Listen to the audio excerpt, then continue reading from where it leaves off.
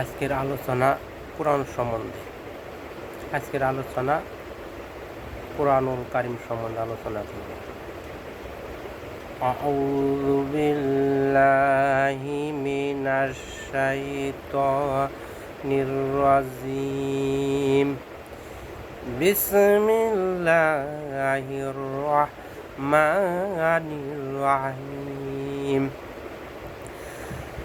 আলহামদুলিল্লাহি নাহমাদুহু ওয়া নাস্তাঈনুহু ওয়া নাস্তাগফিরুহু ওয়া নু'মিনু বিহি ওয়া নাতাওয়াক্কালু আলাইহি ওয়া নাউযু বিল্লাহি মিন শুরুরি আনফুসিনা ওয়া মিন সাইয়্যাতি আ'মালিনা। মাই ইয়াহদিহিল্লাহু ফালা মুদিল্লা লাহু ওয়া মাই ইউদ্লিলহু ফালা হাদিয়া লাহু। ওয়া নাশহাদু আল্লা ইলাহা ইল্লাল্লাহু ওয়া নাশহাদু আন্না মুহাম্মাদান আবদুহু ওয়া রাসূলুহু আরসালাহু বিল হাক্কি বাশিরাও ওয়া নাযীরা ওয়া দা'iয়ান ইলাল্লাহি বিইযনিহি ওয়া সিরাজাম মুনীরা। ফাকাদ ক্বালাল্লাহু তাআলা ফি কালামিহিল মাজিদ ওয়াল ফুরকানিহিল হামিদ। ইন্নাল্লাহা মালাইকাতাহু ইউসাল্লুনা আলান নাবী ইয়া আইয়ুহাল্লাযীনা আমানু সাল্লু আলাইহি ওয়াসাল্লিমু তাসলিমা। সাল্লাল্লাহু আলা মুহাম্মাদিন সাল্লাল্লাহু আলাইহি ওয়াসাল্লামা। তালাআল বাদরু আলাইনা মিন সানিয়াতিল ওয়াদা'i ওয়া আযাবাশ শুকরু আলাইনা মাদা'a লিল্লাহি দাইম। সাল্লাল্লাহু আলা মুহাম্মাদিন সাল্লাল্লাহু আলাইহি ওয়াসাল্লামা। বালাগাল উলা বিকামালিহি কাশাফাত তুজা বিজামালিহি হাসুনাত জামিউ খিসালিহি। সাল্লু আলাইহি ওয়া আলাহি নাহমাদুহু ওয়া নুসাল্লি আলা রাসূলিহিল কারীম। সমস্ত প্রশংসা রব আলামিনের জন্য, যে রব্বুল আলামিন আমাদেরকে দীর্ঘ দিন কোরআন পাক সম্বন্ধে আমাদেরকে কিছু কথা বলার জন্য, শোনার জন্য আমাদেরকে তৌফিক দান করুন। আমিন। কোরআনের মজেজা কখনো শেষ হবে না, কোরআনের আলোচনা কখনো শেষ হবে না। বলতে বলতে বলতে এভাবে কিয়ামত শুরু হয়ে যাবে, তবু কোরআন পাকের রহমত, গুণ, বারাকাত বলে শেষ করা যাবে না। কোনো তাফসীরকারক কোরআনের গুণ সম্বন্ধে শেষ করতে পারেন, আর কি কোনোদিন পারবেও না। তা আজ আমি কোরআন সম্পর্কে কিছু আলোচনা করব। আল্লাহ রাব্বুল আলামিন আমাদেরকে নেক হায়াত দান করেন এবং শোনার জন্য তৌফিক দান করেন।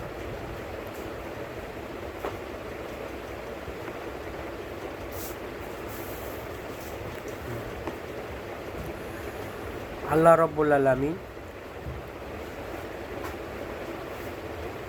আমাদেরকে শোনার জন্য এবং বলার জন্য মুখের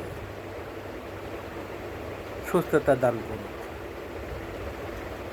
উপস্থিতি দিনদার মুসলমান প্রিয় মা ও বোনেরা, আসসালামু আলাইকুম ওয়া রাহমাতুল্লাহি ওয়া বারাকাতুহু।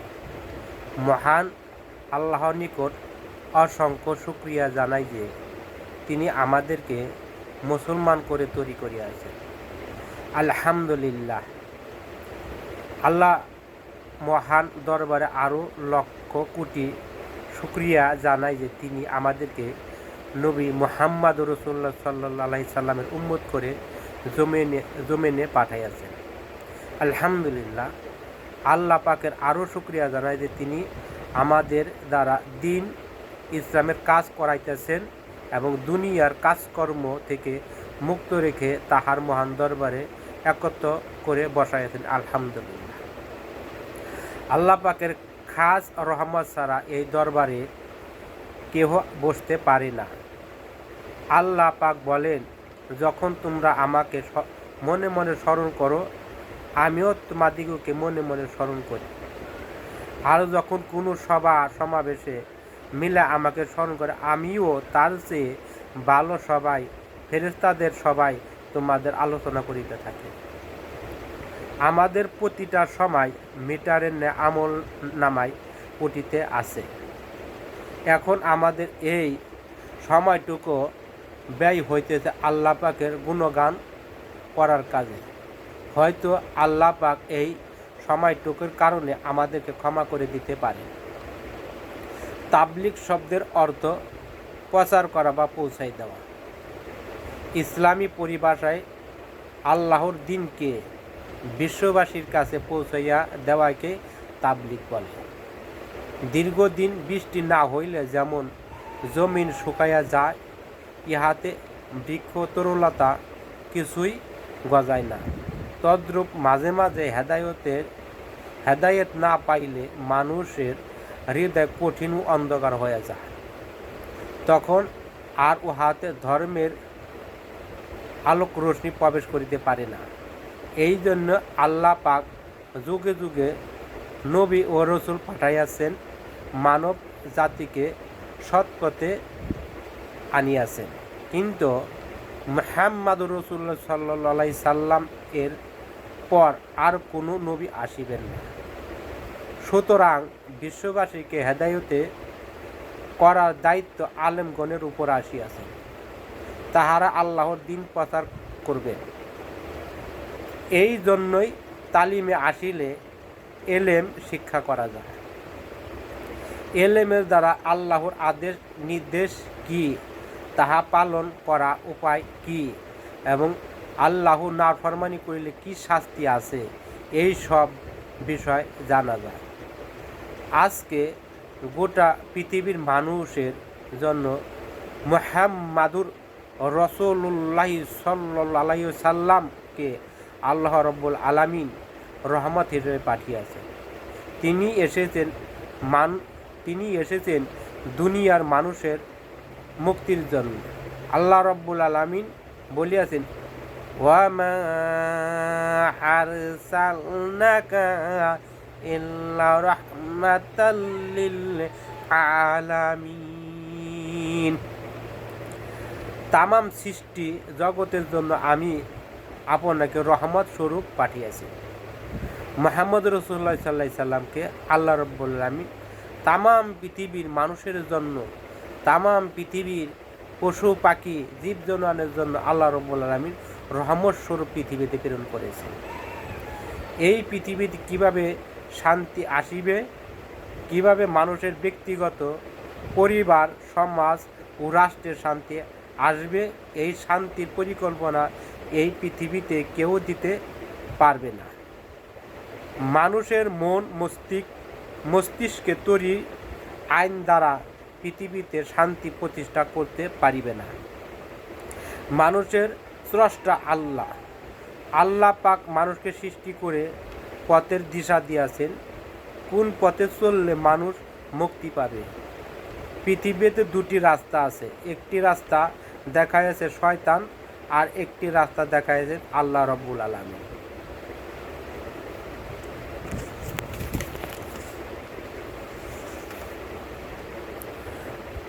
আল্লাহ রাব্বুল আলামিন যে রাস্তা দেখাইয়াছেন, এ রাস্তার দিক নির্দেশনা দিয়েছেন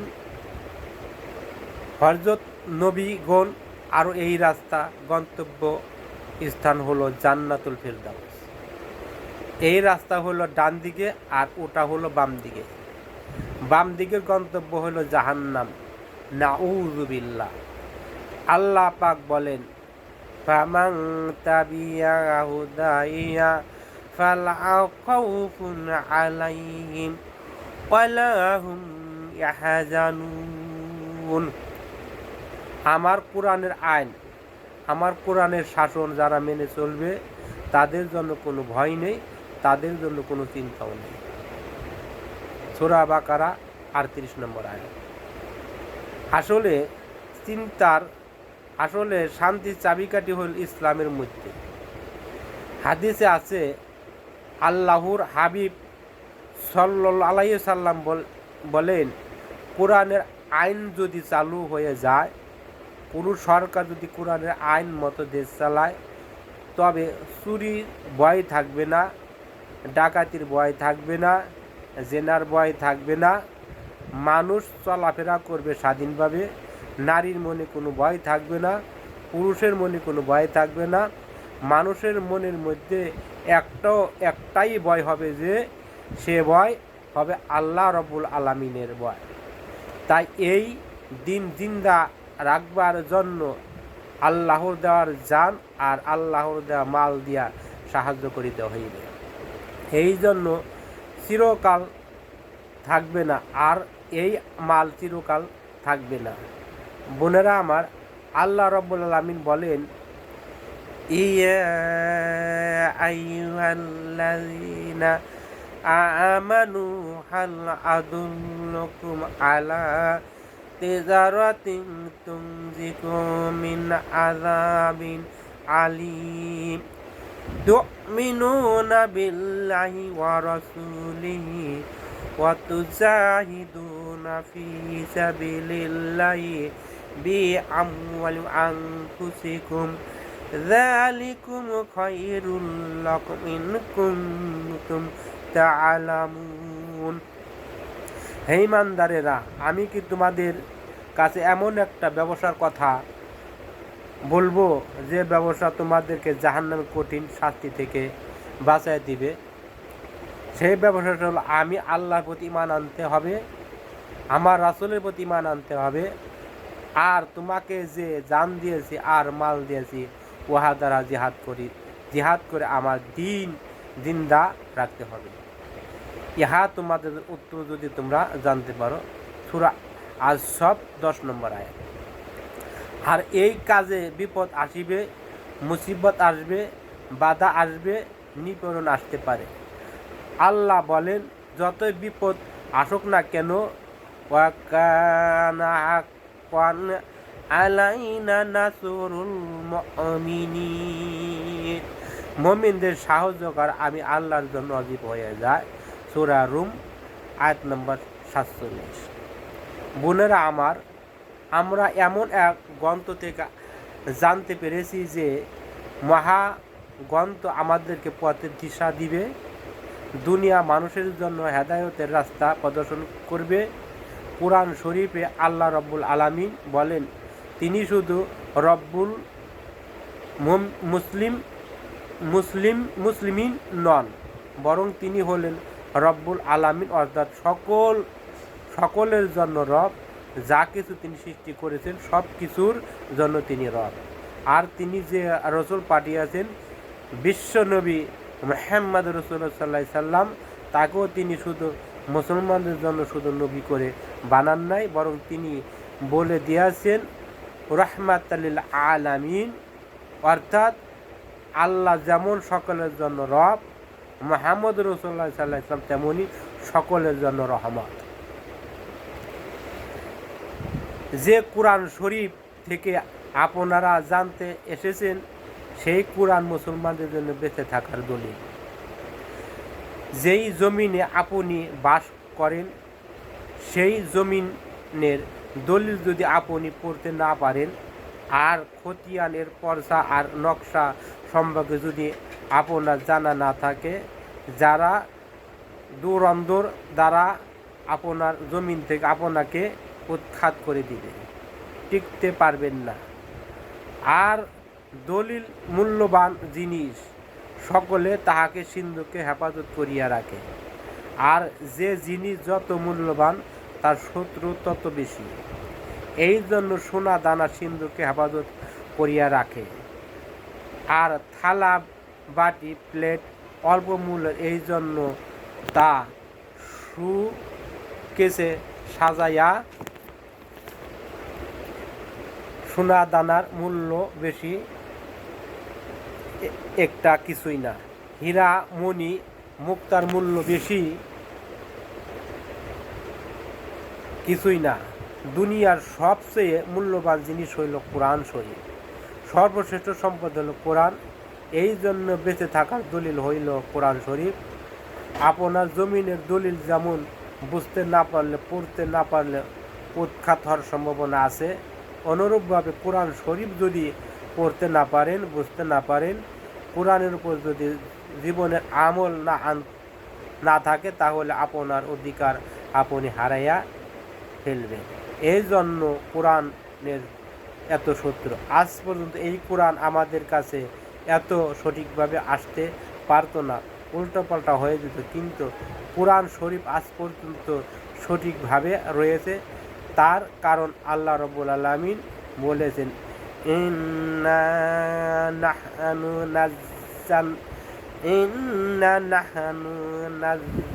নাযালনা যিকরা ওয়া ইন্না লাহু লাহাফিজুন।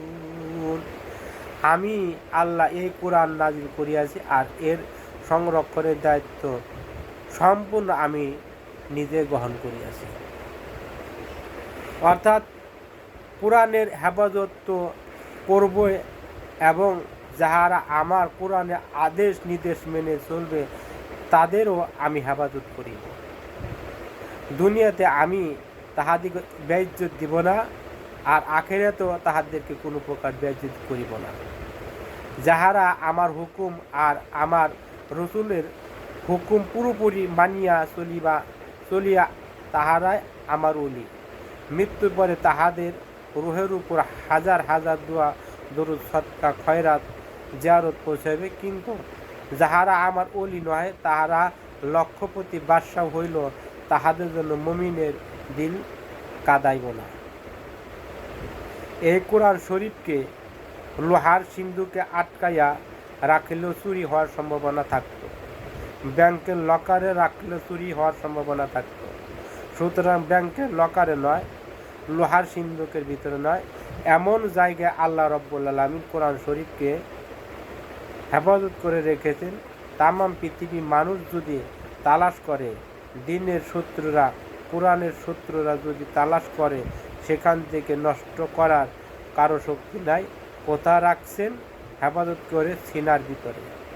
মেশিন দিয়ে মানুষের মগজের ছবি তোলা যায়, কলিজার ছবি তোলা যায়, হার্টের ভিতরে কি তা তোলা যায়, হার্টের ভিতরে মজ্জা তোলা যায়, কিন্তু একজন হাফেজকে টেবিলের উপর শোয়া দিয়া চারিদিকে যদি এক্সরে মেশিন দিয়া বারবার ফটো তোলা হয়, তাহলে কোরআনের শরীফ সিনার কোনো জায়গা রয়েছে তা কোনো দিনই ফটোতে উঠবে না।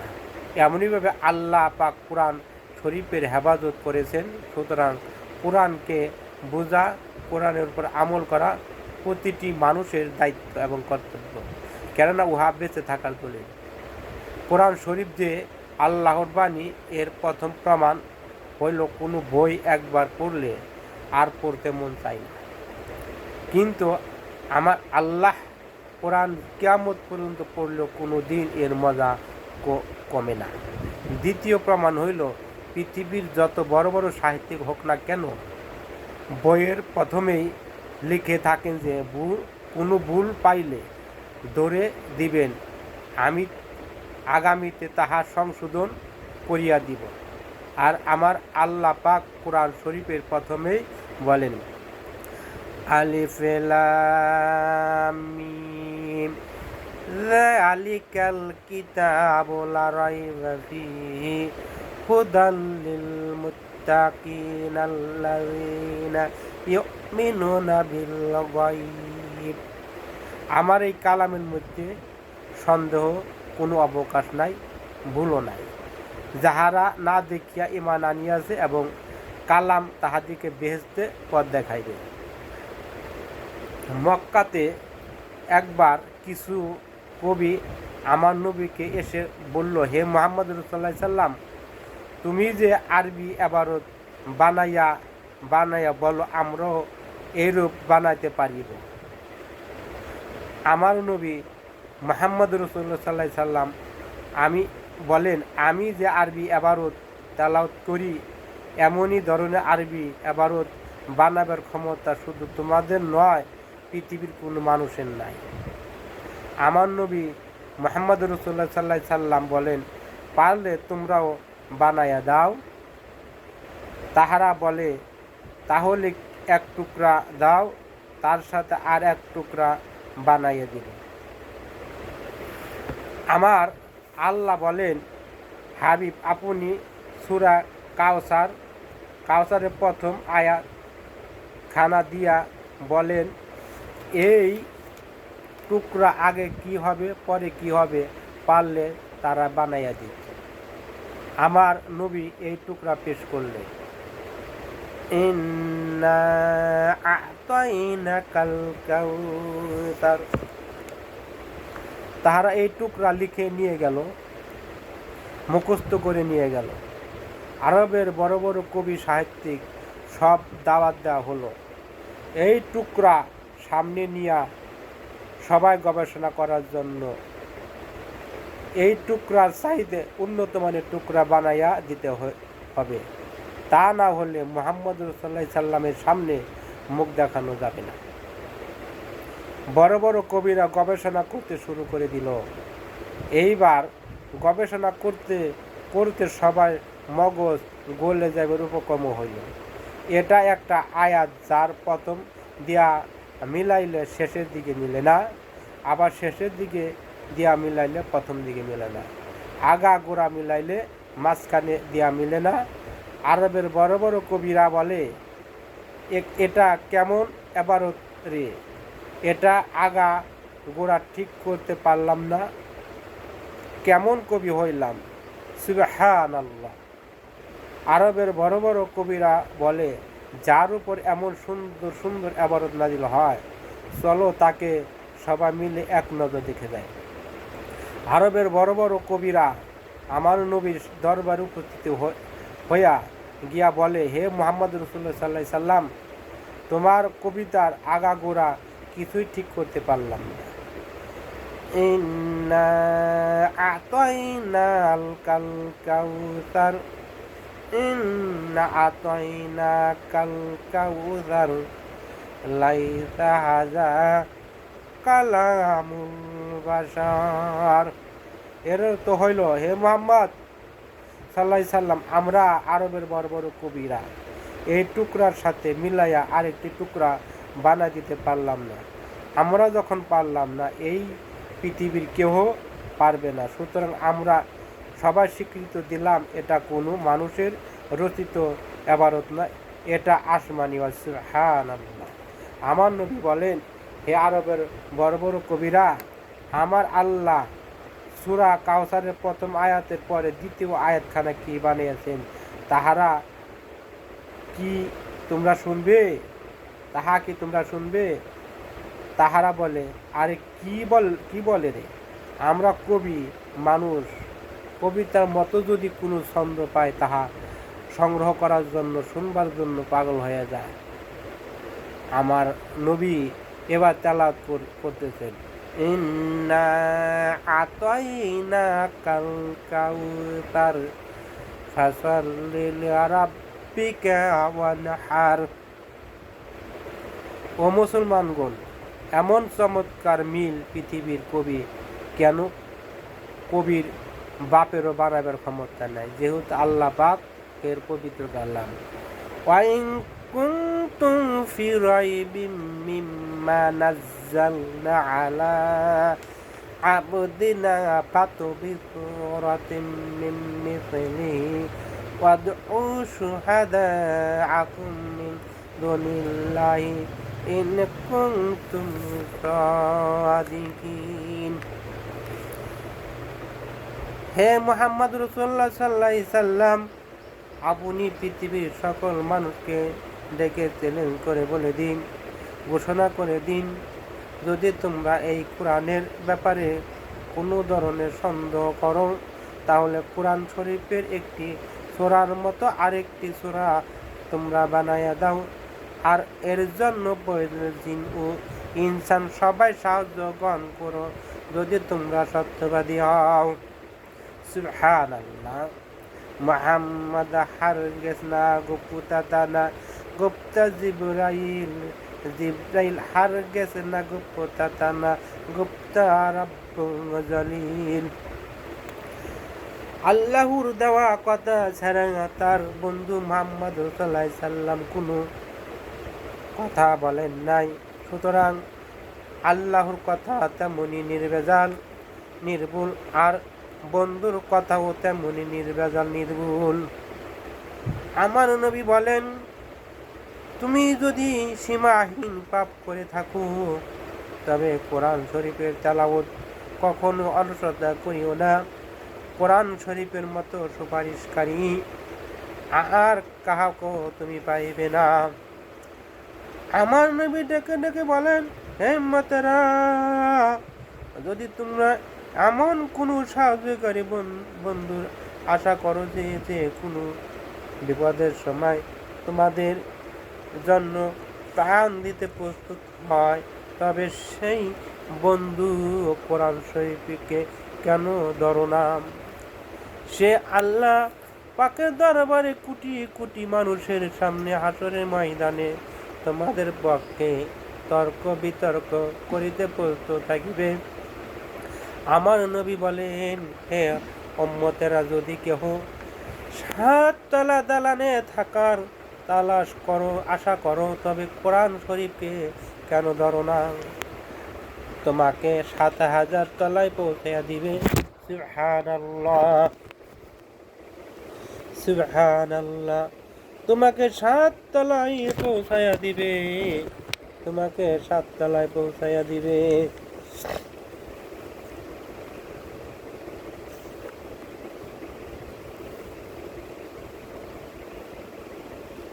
তোমাকে 7 তলায় পৌঁছাইয়া দিবে। আমার আল্লাহ বলেন, ওহে আমার বান্দা, তোমার হাতে যদি তোমার কোনো বন্ধুর পত্র আসিয়া পড়ে, তুমি তৎক্ষণাৎ নিয়ে বসিয়া পড়ো, আর কত গুরুত্ব সহকারে পড়িতে থাকো। আর আমার কোরআন শরীফ তোমার নিকট পাঠাইয়া দিলাম, উহাতে আমি স্পষ্টভাবে গুরুত্বপূর্ণ বিষয় বারবার উল্লেখ করিয়া দিয়াছি, এই জন্য যে তুমি একটু চিন্তা ফিকির করিয়া কাজ করিবা, অথচ তুমি উহার প্রতি ভ্রুক্ষেপ করিতেছ না। তবে কি আমি তোমার বন্ধুর চেয়ে নিকৃষ্ট হয়ে গেলাম? রাজত্ব পায়া রাজত্ব হারাইলে যেমন দুঃখ হয়, তেমনি আমার কোরআন শরীফ পড়িয়া ভুলিয়া গেলে আরো তার চেয়ে বেশি ক্ষতিকর আশঙ্কা আছে। আমার আল্লাহ কোরআন শরীফ আপনার ঘরে তাকে বসে বসে কান্দে আর বলে, হে আল্লাহ গো, যে ঘরের উল্লেখ আমাকে ধরে না, আমার তেলাওয়াত করে না, ওগো প্রভু, তুমি কি ওই ঘরে তোমার গজব পাঠাইতে পারো না, যার ফলে দেশে মহামারী হয়, কলেরা, বসন্ত হয়, অতিবৃষ্টি, অনাবৃষ্টি, শিলাবৃষ্টি, তুফান, ভূমিকম্প, বজ্রপাত, ঝগড়া, ফাসাদ আর অশান্তির আগুন জ্বলতে থাকে। আমি বলি, আবারও যদি আল্লাহর ফজলে ঘরে ঘরে প্রতিদিন বুড়ে কোরআন শরীফ পড়া চালু করে দিতে পারেন, আবার ইনশাল্লাহ এ দেশে শান্তি ফিরে আসতে বাধ্য হবে। কোরআনের অর্থ শিখেন এবং সেই অনুযায়ী জীবন পরিণত করেন। আমি আজকে আপনাদেরকে অনুরোধ করব, আমি জানি না এখন এখানে এমন কোনো মুসলমান আছে কিনা যারা কোরআন শরীফ পড়তে পারে না, অথবা যারা ছোটকালে পড়েছেন এখন ভুলে গেছেন। আমি আজকে আপনাদেরকে আহ্বান করব, আপনারা তাড়াতাড়ি মাদ্রাসা নিয়মিত ছাত্র হয়ে যান। কায়দা খরিদ করিয়া তালেবুল এলেময়া যান। কোরআন শরীফ শিখেন। এই অবস্থায় যদি আপনার মৃত্যুর পরোয়ানা এসে যা, আপনি শহীদি দরজা পাইবেন। আপনার জিন্দিগি গুনাহ মাফ হয়ে যাবে, কবরে আযাব মাফ হয়ে যাবে। আর যদি কোরআন শরীফ তেলাওয়াত না করে না, আর যদি কোরআন শরীফ তেলাওয়াত না শিখিয়া মরেন, হাসরের দিন আপনি আফসোস করিবেন, আপনার দুঃখের কলিজা ফাটিয়া যাইবে। বিশুর হাফি রহমাতুল্লাহ মদ করেছিলেন। মদ খাইতে খাইতে রওনা করিতেছেন। পথের মাঝখানে দেখেন ছোট একটা কাগজের টুকরা, ইহাতে লেখা রয়েছে বিসমিল্লাহির রহমানির রহিম। বিশুর টুকরাটা হাতে করে চুমু খায় আর সাথীদেরকে ডেকে ডেকে বলে, যাও তোমাদের মধ্যে আড্ডায়, আমি আজ যাব না। বাড়িতে গিয়ে মাকে ডেকে ডেকে বলে, মা গো, দেখো তো এই কাগজখানায় কার নাম লেখা আছে। বিশরে মা টুকরাটি হাতে করে চোখের পানি ছেড়ে দিয়ে বলে, মাবুদ গো, তুমি কি আমার বিশুরকে কবুল মঞ্জুর করেছ? ডেকে ডেকে বলে, বাবা, এই কাগজে তোমার ওই প্রভুর নাম লেখা আছে, যেই প্রভু তোমাকে তৈরি করেছেন। বিশুর বলে, মা গো, আমার প্রভুর নাম লেখা কাগজটি কোথাও রাখবো? আতর লাগাইয়া মখমলের কাপড় পেঁচাইয়া মাথার উপরে রেখে রাত ভর পাহারা দেয়। বিশুর একটু ঘুমাবার পরে স্বপ্নে দেখে কে যেন গো ডাক দিয়া বলে, ইয়া বিশুরু রাফাআতা ইসমি ফালা রাফাকা। এরে বিশুর, পথ থেকে কুড়িয়ে এনে আমার নামটাকে তুই এত করে স্থান দিলি রে। বিশুর, আমিও তোর নামটাকে আমার আউলিয়া কুতুবের নামের সাথে মিলাইয়া দিলাম। সুবহানাল্লাহ। কোরআন শরীফের ইজ্জত করে মানুষ আল্লাহর ওলি হয়ে গেছে, আর সেই কোরআন শরীফের ইজ্জত নাই, লাঞ্ছিত অপমানিত আরশের দিকে চলছে। কোরআন মনে দুঃখ নিয়ে মুসলমানের মানল না কোরআন শরীফ নবীর উম্মত হইয়া। সুবহানাল্লাহ। আল্লাহ রাব্বুল আলামিন আমাদেরকে এই কথার উপরে আমল করার তৌফিক দান করুন। আসলে কোরআন শরীফ এমন একটা জিনিস, এই কোরআন শরীফের যে আঁকড়ে ধরবে, এই কোরআন শরীফ তাদেরকে জান্নাত নিয়ে পৌঁছে দিবে। আমাদেরকে আছে, আমরা কোরআন শরীফ থেকে আমরা অনেক দূরে দূরে সরে গেছি। আমাদের ভিতরে কোরআনে আমল নেই, কোরআন শিখার আমাদের আশাও নেই আমাদের, অথচ আমরা হাজার হাজার টাকা ব্যয় করে আমরা নাচ গান শিখতেছি। আমরা নাচ গান শিখতেছি, বিভিন্ন ধরনের বাজে কাজে আমরা টাকা ব্যয় করতে, অথচ আমরা টাকা খরচ করে আমরা কোরআন শরীফ আমরা শিখতেছি না। এই জন্য আমাদেরকে হাসরের ময়দানে আমাদেরকে জবাবদিহিতা করতে হবে। আমাদেরকে এই কথা অনুযায়ী শোনার জন্য, বলার জন্য তৌফিক দান করুন এবং এর উপর আমল করার তৌফিক দান করুন। আমিন।